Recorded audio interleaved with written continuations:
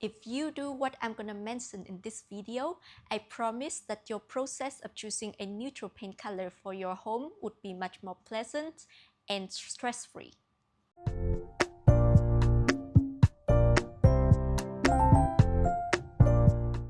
Hi guys, in the previous video, I walked you through a step-by-step guide to choose a neutral paint color for your home. And I think that is a very comprehensive guide for you to go from absolutely no experience to actually be very confident in your choice already. But after I watched that video again, after it was uploaded, I think that there are some points, some additional points that I can bring in order to help you walk through that process even more present and with even less stress, because I do understand that along the way, in each of the steps, there will be back and forth thinking, and there can be some problem or some mistake that you can still make.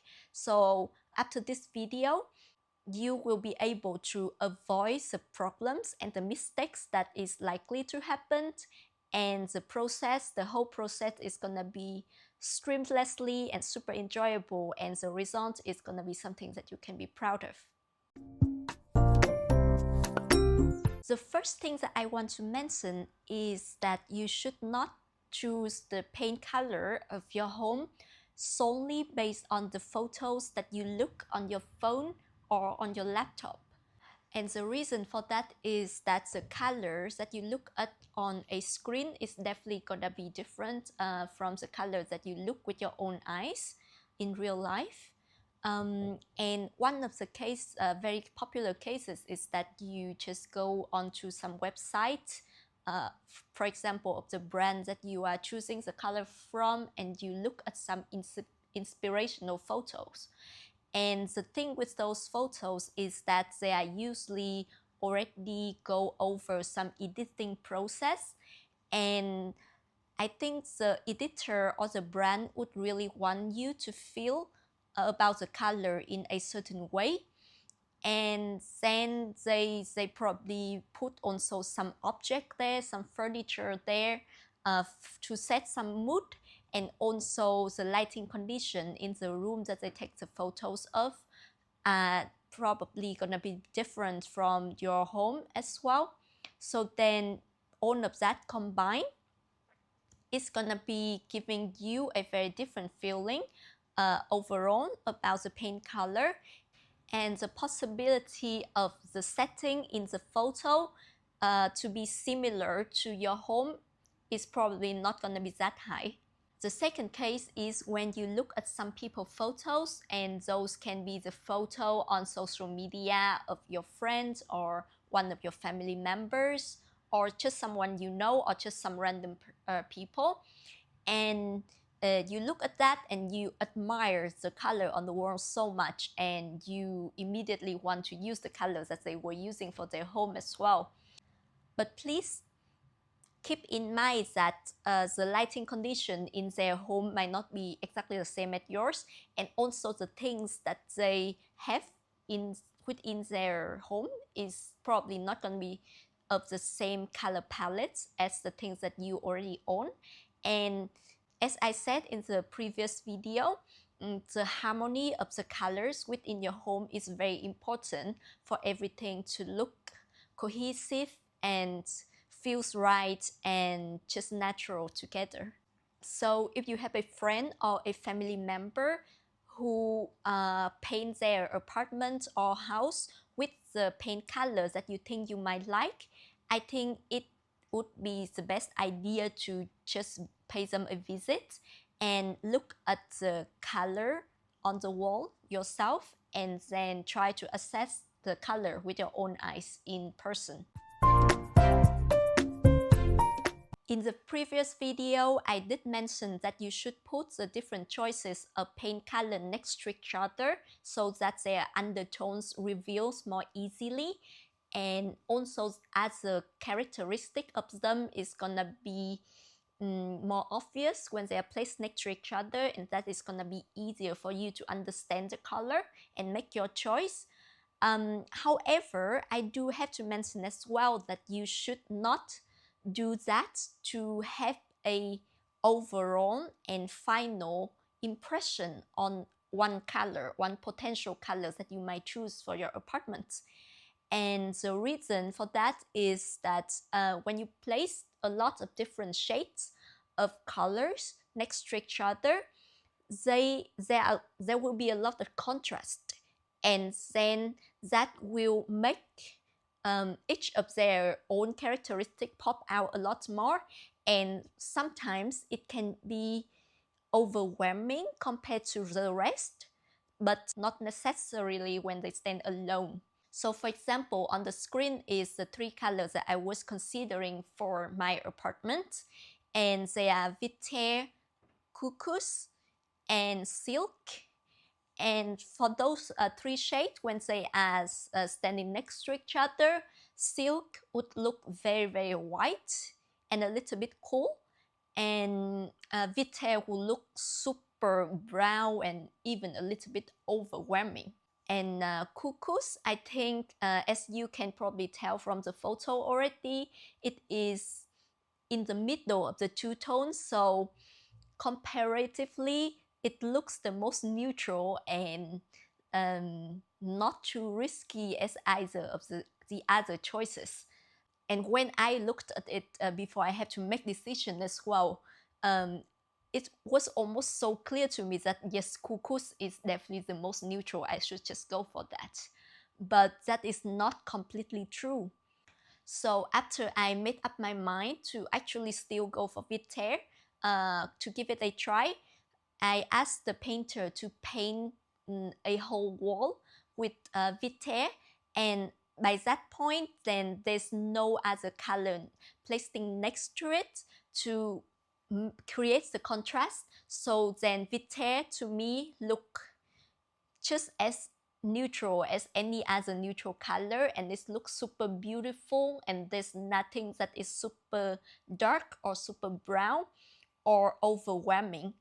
So then the take from this is that always look at the color that you are considering alone to have the overall feeling about it, and preferably on a very big surface so that it is as close as the final result as possible. The only exception for this case, when you probably want to place two different colors of choices together, is that you are considering to use both of them in your home. And obviously they're gonna be next to each other at the end, so then it makes a lot of sense to look at them together to see if one is overwhelmingly looking next to each other. But rather than that, if it's just a two choices that is either A or B, then yes, you want to look at them together again to reveal their unique characteristic, but it's not necessary to tell your overall and final feeling about each and individual of them. Another situation that I do want to mention is that sometimes it just seems to you that it's not possible to find a perfect choice. And that is a pitfall of actually comparing different choices of neutral colors next to each other. Because as mentioned, when you put different choices next to each other, they reveal each other characteristics, and that include both strengths and weaknesses. And when you have to consider between them back and forth, and that is when your overthinking self show up and then just make you super tired and uninspired and stuck in one place. I totally get you because I have been there, and that is actually very natural. And it's kind of the same before you have to make any kind of commitment, actually. So yeah, because it's probably gonna be permanent for a while, you want to make a good decision, but because each of them have something that kind of bugs you a little bit, then you don't know which one you should go for, because they are, at the end of the day, quite similar, to be honest. So then what should you do? Again, you should look at one of them at a time in a larger surface and then really try to understand from within how you feel about each of them individually without comparing to others anymore. And in that moment, if you feel that one color make you feel good and happy and enlightened, then I think that's just it. It doesn't have to be absolutely perfect or flawless. It just have to feel right. And especially if that color, that shade, at some point when you look at it, I don't know what it is, probably when you light up some candles and it just looks super cozy, or at the beginning of the day when the dawn light is shining through, or some sunset shade, it's just showing up beautifully on the wall when you test it, then it's probably it. Because if there's sometimes that the color have actually brought you some kind of happy, or if it just give you a wow moment, then probably it's gonna do it times and times again. And I don't think that you will go very wrong with something that once give you happiness. And my last point here would be a complementary to one of the points that I mentioned in the previous video as well. I did mention in that video that you should check the color out in different lighting conditions, and that is essential. But there's also one small note, and that is you should not look at it too long in a depressing lighting condition, or when you are super tired and stressed about choosing the color already, because then it's just gonna be impossible for you to make a good decision. And the reason with depressing lighting condition is that first of all, hopefully I hope that it will not show up in your home very often. And if it does, then make sure that you light up some candles or turn on some cozy lamps around your living space. Because I do live in Norway, and I do understand that sometimes depressing light can actually affect your mood a lot, and that will not do anything useful to you making the decision.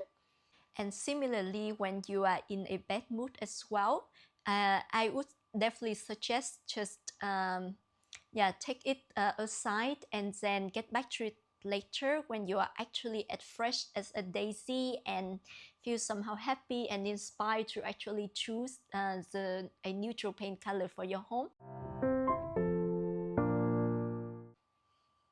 So that's everything that I want to mention in today's video. I hope that it is even more helpful now that you have this complimentary video to help with your choice of neutral paint color for your home. And if you are having some problem or difficulty throughout the process, please let me know, because I might probably be able to help you as well. But anyway, until next time, take care.